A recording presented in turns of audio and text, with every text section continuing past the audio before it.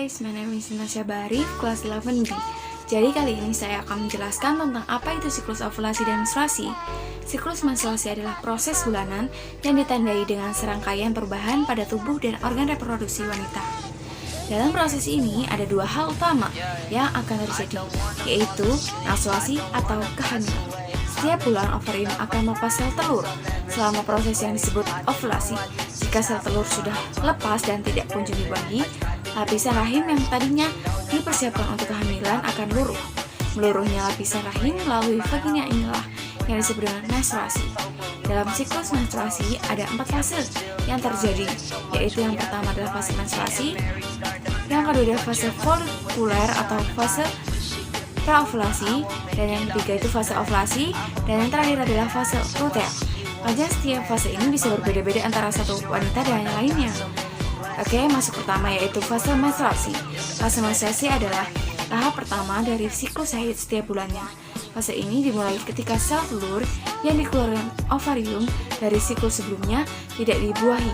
Hal ini membuat kadar estrogen dan progesteron turun. Lapisan rahim yang menebal dan sudah dipersiapkan untuk mendukung kehamilan pun tak lagi dibutuhkan. Akhirnya lapisan rahim ini luruh dan keluar dalam bentuk darah yang disebut dengan menstruasi. Selain darah, vagina juga akan mengeluarkan lendir dan diarynya rahim. Dalam satu siklus, menstruasi rata-rata berlangsung selama 3-7 hari. Yang kedua adalah fase folikuler atau fase praovulasi. Fase folikuler atau fase praovulasi dimulai di hari pertama haid ini. Hormon perangsang atau FSH ini mulai meningkat. Kondisi ini dimulai ketika hipotalamus mengirimkan sinyal ke kelenjar pituitari dan melepas zat kimia yang disebut dengan GnRH. Hormon ini mendorong kelenjar hipofisis untuk menghasilkan peningkatan kadar hormon LH dan FSH. FSH ini bertugas merangsang induk telur yang menghasilkan 5-20 kantong kecil yang disebut folikel. Setiap folikel mengandung sel telur yang belum matang. Dalam prosesnya, hanya sel telur yang paling sehatlah yang akhirnya akan matang.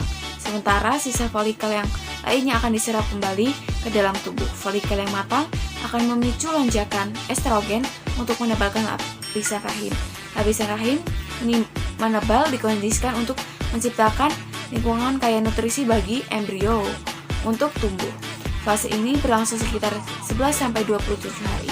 Yang ketiga adalah fase ovulasi. Meningkatkan kadar estrogen selama fase folikel atau praovulasi memicu kelenjar pituitari untuk melepas hormon LH. Di fase inilah proses ovulasi dimulai. Ovulasi biasanya terjadi di pertengahan siklus, yaitu sekitar 2 minggu atau lebih sebelum mulainya menstruasi. Ovulasi adalah proses ketika ovarium melepaskan satu sel telur yang matang. Sel telur ini bergerak ke tubuh Fallopi menuju rahim untuk dibuahi oleh sperma. Masa hidup sel telur hanya 24 jam untuk sampai bertemu sperma. Fase ovulasi adalah satu-satunya kesempatan terbaik sepanjang siklus menstruasi untuk hamil. Setiap 24 jam, sel telur yang tak bertemu sperma akan mati. Ketika ovulasi, wanita biasanya mengalami keputihan, kental, dan lengket berwarna bening seperti putih telur. Suhu basal tubuh juga akan meningkat. Suhu basal adalah suhu terendah yang dicapai selama istirahat atau dalam keadaan tidur. Saat ovulasi, suhu akan meningkat menjadi 37-38. Yang keempat adalah fase luteal, yaitu fase folikel yang melepas menjadi korpus. Korpus luteum melepaskan hormon progesteron dan estrogen. Peningkatan hormon di fase inilah yang menjaga lapisan rahim tebal dan siap untuk ditanamkan telur yang telah dibuahi. Jika positif hamil, tubuh akan menghasilkan hormon HCG. Hormon ini membantu menjaga korpus luteum dan menjaga agar lapisan rahim tetap tebal seterusnya. Namun, jika Anda tidak hamil, korpus luteum akan menyusut dan diserap oleh lapisan rahim. Kemudian kadar estrogen dan progesteron akan perlahan menurun, membuat lapisan rahim akhirnya terlepas dan luruh. Oke, sekian, terima kasih.